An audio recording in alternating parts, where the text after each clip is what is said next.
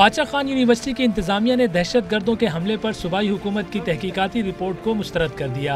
Vice chancellor کی زیر صدارت اجلاس نے حملے کی جوڈیشل انکوائری کرنے کا مطالبہ کیا۔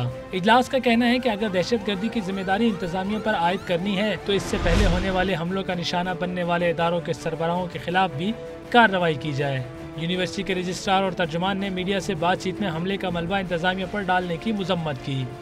150 افراد آتے ہیں، اس کے ساتھ آپ کی جیل کی اتنی اونچی اونچی دیواروں کو وہ لوگ توڑتے ہیں، 5-6 گھنٹے تک وہاں بیٹھ کے وہ قتل عام کرتے ہیں۔ تو ان کو جواب نہیں دیا۔ دوسری طرف تعلیمی اداروں کو سیکیورٹی کی فراہمی کے لیے پولیس نفری کی کمی کا رونا رونے والی خیبر پختونخوا حکومت نے اہم شخصیات کی حفاظت کے لیے 24 تربیت یافتہ اہلکاروں پر مبنی خصوصی یونٹ قائم کیا ہے۔